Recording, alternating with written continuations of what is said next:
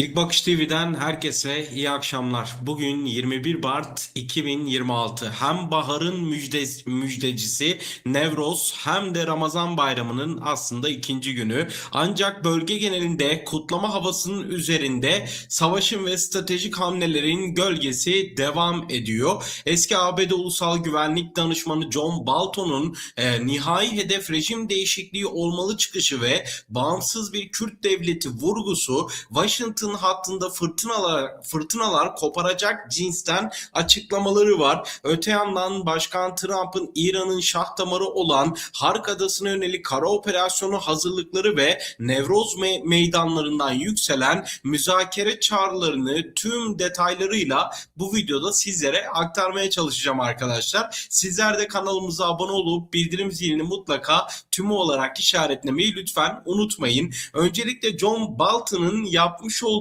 açıklamayla başlamak istiyorum. Çünkü açıklama sosyal medyada aslında büyük bir tartışma konusu oldu. Gündemin ilk maddesi aslında John Bolton'ın Rudab'a verdiği ve bölge dengelerini sarsacak özel röportajı oldu. Bolton Orta Doğu'da kalıcı barışın tek yolunun Tahran'daki rejimin tamamen değişmesi olduğunu savundu. Bolton'a göre geniş çaplı bir kara işgali düşük ihtimal olsa da kritik nükleer tesislerdeki materyalleri güvence altına almak amacıyla ABD özel kuvvetlerinin sahaya inmesi çok yüksek bir ihtimal. Ancak Bolton'un açıklamasındaki en can alıcı noktalardan biri etnik dinamiklere yönelik vurgularıydı. Bolton uzun süredir savunduğunu söylediği bağımsız bir Kürt devleti fikrine desteğini açıkça bir kez daha yineledi. İran'daki Kürt, Azeri ve Belüç grupların rejimi içeriden zayıflatacak en büyük güç olduğunu iddia eden Bolton, bu halkların kendi geleceklerini tayin etmesinin Tahran üzerindeki baskıyı kırılma noktasına getireceğini savundu. Bu sözler sadece Tahran'da değil, bölgedeki tüm başkentlerde yeni bir tartışmanın fitilini ateşleyecek cinsten oldu ki sosyal medyada büyük bir tartışma konusu yaşandı ve Nevroz'la ilgili de önemli açıklamalar var. Bu açıklamaları da aktaracağım sizlere tabii ki. Ama öncelikle bu kara operasyonu meselesini aslında konuşmaya devam etmek gerekiyor ki çünkü bununla ilgili işte ABD basını, Avrupa basını tabii bu haberleri yaparken çeşitli bazı kaynaklara dayandırarak işte ABD basını özellikle kulislere dayandırarak bu haberleri yapıyor. Yine bir iddia tabii ki ortaya atıldı. Washington ve Tel Aviv hattında ise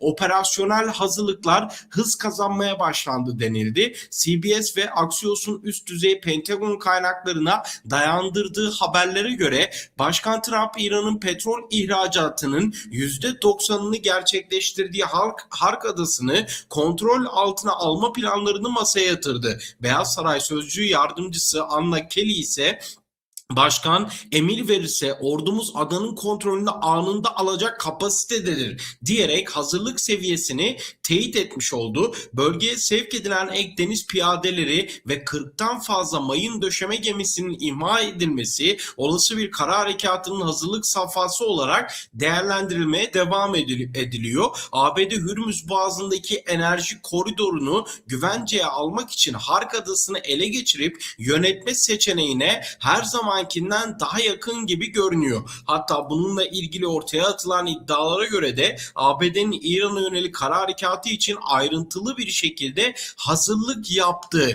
hazırlık yapmaya başladığı söyleniyor. Ve Trump bu konuyla alakalı açıklama yaptı. Yani genel bir İran değerlendirilmesi yapıldı. Önce denildik işte geçici bir ateşkes olur mu olmaz mı tartışması çıkmıştı. Savaşın 3. haftasına girilirken Trump'tan diplomasi kapılarını kapatan sert bir açıklama geldi. Tahran yönetimiyle görüşecek bir lider kalmadığını savunan Trump ateşkes istemiyorum diyerek operasyonların süreceği mesajını verdi. Ancak Trump stratejik hedeflere yaklaşıldığında operasyonların şiddetinin azaltılabileceğini de ekleyerek açık kapı da bırakıyor aynı zamanda. Hürmüz Boğazı'nın güvenliği konusunda ise Çin ve Japonya gibi enerji ithalatçısı ülkeler ülkelere seslenen Trump bu hattı kullanan ülkelerin sorumluluk alması gerektiğini, ABD'nin tek başına bölge pisliği, polisliği yapmayacağını vurguladı. Trump ayrıca müttefiklerin ve özellikle NATO'nun bu süreçteki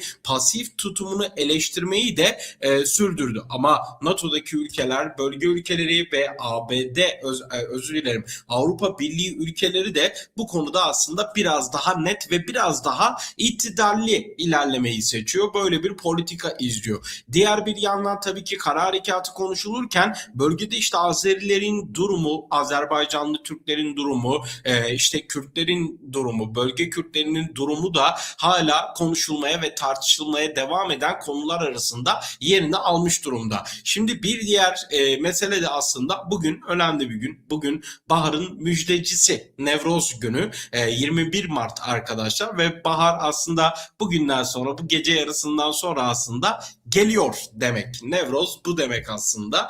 Ve Cumhurbaşkanı Recep Tayyip Erdoğan'dan Nevroz mesajı geldi. Sadece tabii söylenecek birçok şey var bu konuyla alakalı ama öncelikle haberleri aktarmak istiyorum sizlere. Devlet Bahçeli'nin de bu arada Nevroz'la ilgili açıklamaları oldu. Biraz bugün tartışma konusu yarattı Devlet Bahçeli'nin açıklamaları. Neden? Çünkü Devlet Bahçeli'nin öncelikle açıklamaları aktarılırken Bengü Türk sitesinde Nevroz Büyük Kürt coğrafyasında birliği, diriliği, ümidi, barışı ve uyanışı sembolize eden tarihi bir gündür olarak aktarıldı Devlet Bahçeli'nin açıklaması. Daha sonra büyük bir tartışma konusu olduğu, Bengü Türk durumu düzelttiklerini ifade etti.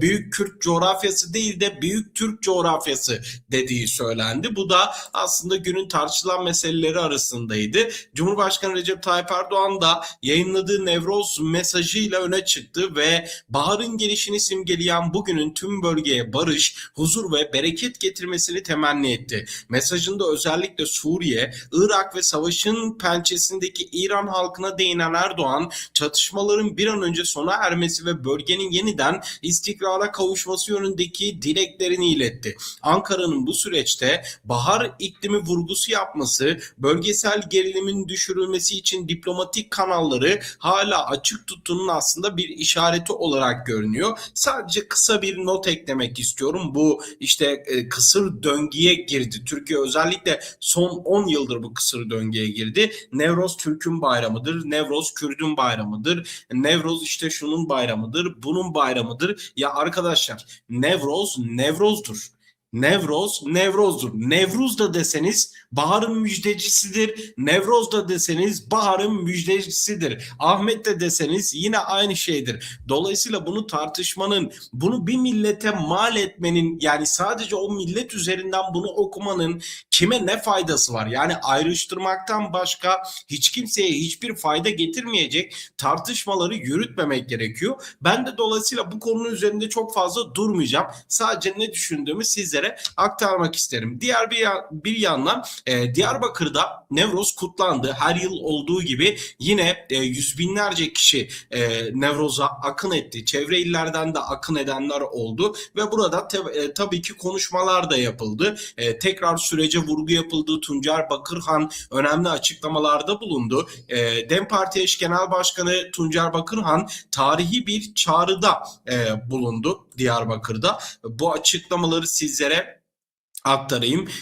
Kürt sorununun çözümü için münazara değil, müzakere döneminin başlatılması gerektiğini savundu öncelikle. Ve Bakırhan, Kürtlerin kimlik, ana dil, anayasal güvence ve yerel demokrasi taleplerini 5 madde halinde sıraladı. Çözümün adresinin cezaevleri değil, Türkiye Büyük Millet Meclisi ve demokratik zemin olduğunu belirten Bakırhan, sıra devlette ve iktidardadır diyerek barış, hukuk için somut adımlar atılması gerektiğini bir kez daha vurguladı ve bu konuyla ilgili derhal iktidarın adım atması gerektiğini ifade etti ve çağrılarını bu şekilde sürdürdü kısaca. Ve arkadaşlar, Orta Doğu'nun bir yarısında aslında John Bolton'un rejim değişikliği ve bağımsız devlet öngörüleri konuşulurken, ki John Bolton özellikle bu rejim değişikliği konusunda zaten Trump'ta hemfikir, İsrail İsrail'de hemfikir. Diğer yarısında meydanlardan müzakere ve barış talepleri yükselmeye devam etti.